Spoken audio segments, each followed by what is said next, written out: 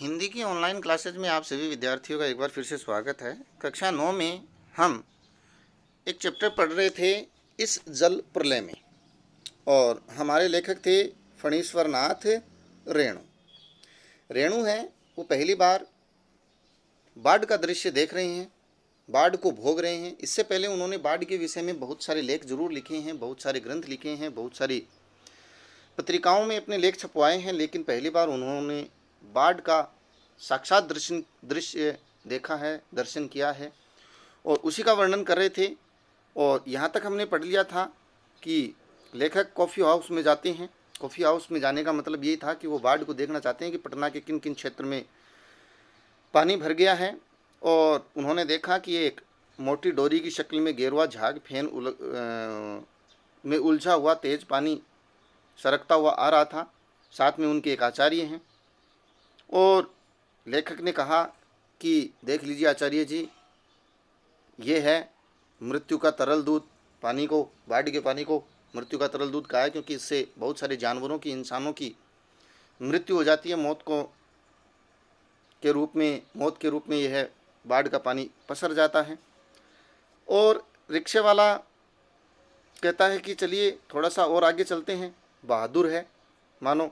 लेकिन भीड़ में एक आदमी कहता है कि हे रिक्शे वाला, बहुत बड़ा करंट है आगे पानी का, आगे मत जाओ, फालतू में डूब जाओगे। तो मैंने रिक्शे वाले से अनुनय भरे स्वरों में, विनम्र स्वरों में प्रार्थना करते हुए कहा कि नहीं, आगे मत चलो, आगे करंट तेज है, लौटा ले भैया, आगे बढ़ने की कोई ज़रूरत नहीं। यहाँ तक हम पढ़ चुके थे पहले पार्ट में। अब हम आरंभ करते हैं कि रिक्शा मोड़ करके हम अप्सरा सिनेमा हॉल का नाम है अप्सरा, ठीक है।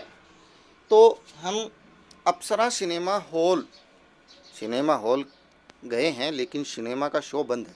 अब हम ऐसे ही गए। उसके बगल से गांधी मैदान की ओर चले। पैलेस होटल और इंडियन एयरलाइंस दफ्तर के सामने पानी भर रहा था। उस साइड में भी पानी भर गया है, पैलेस होटल और इंडियन एयरलाइंस दफ्तर के सामने। पानी की तेज धारा पर लाल हरे नीयन विज्ञापनों की परछाइयाँ सैकड़ों रंगीन सांपों की सृष्टि कर रही थी।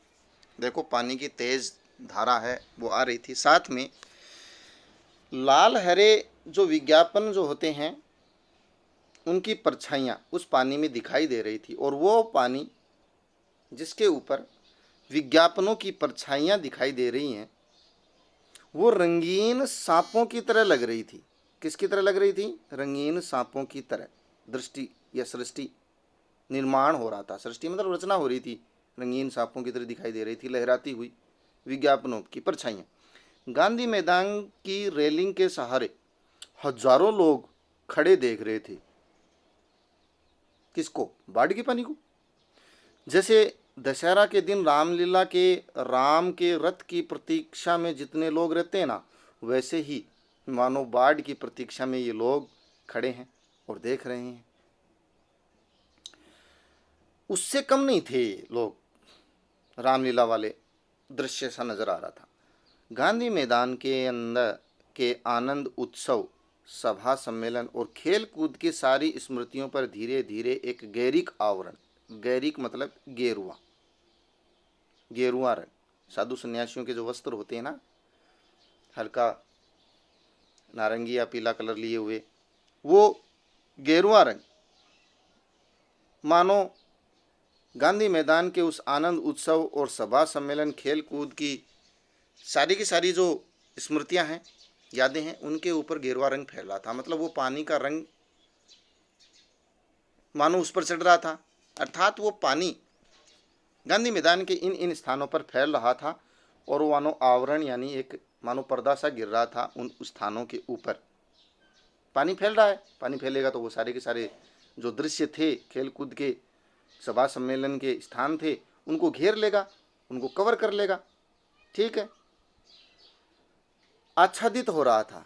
आवरण मतलब एक पर्दा, मानो आच्छादित मतलब छा जाना। पूरी तरीके से उन स्थानों पर वो पानी छा रहा था। पानी का रंग गेरुए रंग का है, तो मानो गेरुआ वस्त्र है, गेरुआ कपड़ा है, उससे ढक दिया हो उस गांधी मैदान को, ऐसा लग रहा था।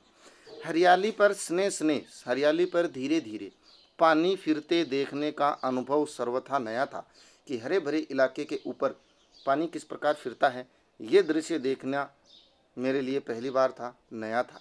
इसी बीच एक अधेड़ मुष्टंड गंवार, इसी बीच एक आदमी था, अधेड़ उम्र का, 40-45 वर्ष का, मुष्टंड मोटा तगड़ा गांव का गंवार, जोर जोर से बोल रहा था, यह जब दानापुर डूब रहा था तो पटनिया बाबू लोग उलट कर देखने भी नहीं आए, अब बुझो क्या बात।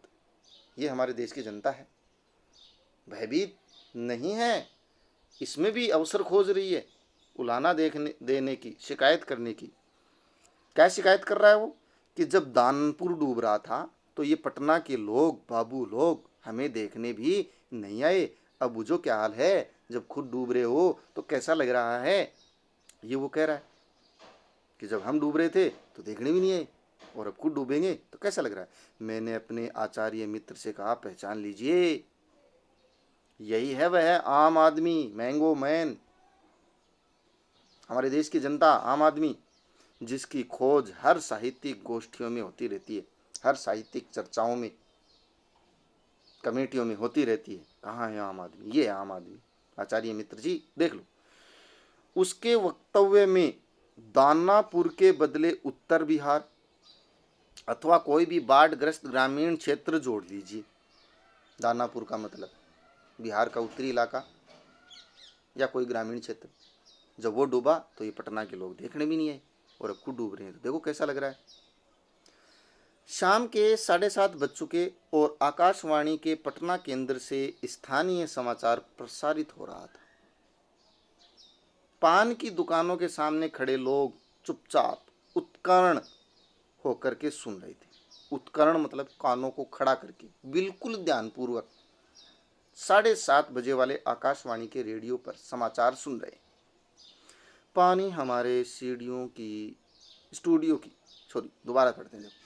पानी हमारे स्टूडियो की सीढ़ियों तक पहुंच चुका है और किसी भी क्षण स्टूडियो में प्रवेश कर सकता है। ऐसे समाचार पढ़ रहे हैं कि पानी हमारे स्टूडियो में घुस गया है, सीढ़ियों तक पहुंच गया है और कभी भी स्टूडियो में प्रवेश कर सकता है, इतना पानी आ रहा है। समाचार दिल दहलाने वाला था, कलेजा धड़क उठा। अब क्या होगा, क्या करेंगे। मित्र के चेहरे पर भी आतंक की कई रेखाएं उभरी, मेरे मित्र के चेहरे पर भी, वो भी डरा हुआ था। किंतु हम तुरंत ही सहज हो गए, सहज भाव से हो गए, जैसे मानो हम डर ही नहीं रहे हैं। यानी चेहरे पर चेष्टा करके सहजता ले आए, जानबूझ करके, प्रयास करके, चेष्टा यानी प्रयास करके चेहरे पर सहजता ले आए, मानो लग रहा हो कि डरे हुए नहीं है। क्योंकि हमारे चारों ओर कहीं कोई परेशान नजर नहीं आ रहा था ना, इसलिए हम भी सहज दिखने का प्रयास कर रहे हैं कि चारों तरफ सभी तो सहज हो रहे हैं, वो डर ही नहीं रहा है और हम फालतू में डर रहे हैं, परेशान हो रहे हैं, क्यों डरे हम भी। हमने भी जानबूझ करके अपने चेहरा ऐसा बना लिया कि मानो हम नहीं डर रहे। पानी देखकर लौटते हुए लोग आम दिनों की तरह हंस बोल रहे थे, उनको तो कोई फर्क ही नहीं पड़ रहा है और हम डर रहे हैं फालतू में। बल्कि आज तनिक अधिक ही उत्साहित थे, ज़्यादा उत्साहित और हो रहे थे उस बाढ़ के पानी को देख करके। हाँ, दुकानों में थोड़ी हड़बड़ी ज़्यादा थी। दुकानों में हड़बड़ी क्यों है भाई, दुकानों में पानी घुस जाएगा तो नीचे का जो सामान है वो बेकार हो जाएगा। सामान को सुरक्षित स्थानों पर पहुंचाना है, ऊंचे स्थान पर पहुंचाना है, रखना है। नीचे के सामान ऊपर किए जा रहे थे, बेकार ना हो जाए, खराब ना हो जाए, पानी घुसेगा तब। रिक्शा, टमटम, ट्रक और टेम्पों पर सामान लादे जा रहे थे, बाकी सामान को घर ले जाया जा रहा है गोदाम से या कहीं सुरक्षित स्थान पर पहुंचाया जा रहा है। खरीद बिक्री बंद हो चुकी थी, खरीदारी और बेचना सब बंद हो रहा था। सब लोग सुरक्षित स्थान पर अपने सामान की रक्षा के लिए प्रयासरत थे, लगे हुए थे कि सुरक्षित रखें, सुरक्षित स्थान पर रखें। क्या सामान को, बाढ़ का पानी घुस जाएगा तो सामान की क्षति हो जाएगी, नुकसान हो जाएगा ना। पान वालों की बिक्री अचानक बढ़ गई थी। ये लो भाई, पान वाले की बिक्री क्यों बढ़ गई है, क्यों। शायद पान वाले मस्त आदमी है, खाने पीने में मस्त रहते हैं और लोग पान खाएंगे, कुछ पान इकट्ठा करके लेके जाएंगे घर पे, बैठे बैठे थाले बैठे क्या करेंगे, पानी खा लेंगे। यही हो जाता है। कुछ रासायनिक चीज़ें पान जैसी, पुड़िया जैसी, गुटखे जैसी चीज़ें हैं, ऐसे बाढ़ के समय में, महामारी के समय में इनकी बिक्री अचानक ही बढ़ जाती है, लोग इसके ऊपर टूट पड़ते हैं। ठीक है। आसन्न संकट, आसन यानी निकट, निकट आया हुआ संकट। ठीक है। निकट संकट से कोई प्राणी आतंकित दिख ही नहीं रहा था, डरा हुआ ही नहीं दिख रहा था। हम दिख रहे थे फालतू में, तो हमने भी अपने आप को सहज बना लिया था कि मानो हम भी नहीं हैं डरे हुए। पान वाले के आदमकद, आदमकद मतलब आदमी के कद का, आईना, कांच, शीशा, उसमें उतने लोगों के बीच हमारी ही सूरतें मुहर्रमी नजर आ रही थी। मुहर्रमी नजर आना, सूरत मुहर्रमी नजर आना। मुहर्रम का त्यौहार शोक का त्यौहार है, दुख का त्यौहार है। तो उस आदमकद आईने में जो पान वाले की दुकान पर लगा हुआ है, उसमें देखने पर हमें लगा कि हमारी नज़र ही, सॉरी हमारा चेहरा ही है, हमारी शक्लें ही हैं, हमारी सूरतें ही हैं, वो मुहर्रमी नज़र आ रही हैं, डरी हुई नज़र आ रही हैं, दुखी नज़र आ रही हैं। बाकी सब तो दुखी हैं ही नहीं, बाकी सब तो परेशान ही नहीं है, बिल्कुल इजी वे में खड़े हैं। मुझे लगा अब हम यहाँ थोड़ी देर भी ठहरेंगे तो वहाँ खड़े लोग किसी भी क्षण, किसी भी पल ठठाकर हम पर हंस सकते थे कि ये देखो इनकी शक्लें, बेवकूफ़ों की तरह डरे हुए खड़े हैं, मानो इन्हीं को खा जाएगी वो बाढ़। जरा इन बुजदिलों का हुलिया देखो, ये कहकर के लोग मानो हम पर हंस सकते थे, क्योंकि वहां ऐसी ही बातें चारों ओर उछल रही थी। एक बार डूब ही जाए, सब कुछ डूब जाए। जैसे महामारी के इस समय में लोग कह रहे थे ना, एक बार ये महामारी ढंग से फैली जाए, सब मरमरा जाए, अच्छा हो।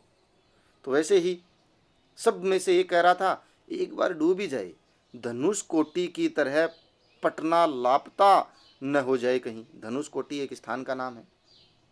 बोले उसकी तरह पटना एक बार लापता न हो जाए कहीं, पूरी तरीके से पानी भर जाए, ऊपर तक डूब जाए पटना, सब पाप धुल जाएगा, जो पापी लोग हैं सब नष्ट, आज तक का कराया। चलो गोल घर के मुंडे पर ताश की गड्डी लेकर बैठ जाए।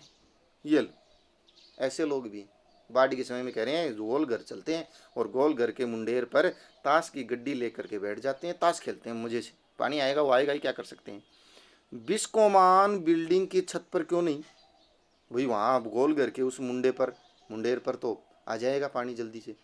कोई ये जो स्थान है बिस्कोमान की बिल्डिंग, ऊंची बिल्डिंग, उसकी छत पर चलते हैं, आराम से बैठेंगे, कई दिनों तक खेलेंगे आराम से। भाई यही माकूल मौका है, यही अच्छा मौका है, निश्चिंत होकर के ताश खेलते हैं। इनकम टैक्स वालों को ऐन इसी मौके पर काले कारोबारियों के घर छापा मारना चाहिए। एक आदमी ये भी कह रहा है कि इनकम टैक्स वाले जो है ना, उनको इसी समय काले कारोबारियों के घर पर छापा मारना चाहिए, सबसे ज़्यादा सामान उनके पास मिलेगा और पैसा भी मिलेगा। आसामी बामाल, आसामी हैं वो लोग, बहुत सारा माल मिलेगा उनके घर पे इस समय, क्योंकि बाढ़ के डर से सारा घर माल से भर रखा होगा उन्होंने। तो छापा मारना चाहिए इनकम टैक्स वालों को। तो कैसे कैसे लोग हैं देखो, पाप कट जाए, पूरा के पूरा पानी फिर जाए तो पटना पर हम तो ताश खेलने चलते हैं ऊंची स्थान पर, और इनकम टैक्स वाले आज अगर छापा मारे तो बढ़िया रहे, सबसे ज़्यादा लोग पकड़े जाए। ऐसे ऐसे स्थिति हो रही थी। अब लेखक की स्थिति देखिए। राजेंद्र नगर चौराहे पर, चौराहे का स्थान है, जगह का नाम है पटना का, मैगजीन कॉर्नर, जहाँ पर पत्रिकाएं पुस्तकें बिकती हैं, उसकी आखिरी सीढ़ियों पर पत्र पत्रिकाएं पहले की तरह बिछी हुई थी, पूर्ववत मतलब पहले की तरह बिछी हुई थी। वहाँ पर लोग अभी भी पुस्तकें बेच रहे हैं। सोचा एक सप्ताह की खुराक एक साथ ही ले लूँ। वाह भाई वाह, एक सप्ताह की खुराक क्या है ये भाई। जिसको पुस्तक पढ़ने का शौक़ है तो वो सोचता है कि सप्ताह भर की पुस्तकें एक साथ खरीद लूँ, मैगजीन खरीद लूँ, क्योंकि बाढ़ का पानी आएगा, बाहर नहीं निकल पाएंगे, तो आराम से बैठे बैठे पढ़ लेंगे। भाई सभी लोगों को अपने अपने काम की चीज़ें हैं वो खरीद लेनी चाहिए। ऐसे समय में जब घर से बाहर निकलना दूभर हो जाए तब, तो वो अपनी अपनी चीज़ें काम की खरीद रहे हैं। कुछ पान खरीद रहे हैं, लेखक कह रहा है कि मैं पुस्तकें खरीद लूँ, क्या क्या ले लूँ। हेडली चेज या एक ही सप्ताह में फ्रेंच जर्मन सिखा देने वाली किताबें ले लूँ, अथवा योग सिखाने वाली कोई सचित्र किताब ले लूँ? कौन सी किताब लूँ? हेडली चेज की लूँ, या फ्रेंच जर्मन सिखाने वाली किताब लूँ, या फिर योगा सिखाने वाली एक चित्रों वाली किताब ले लूँ?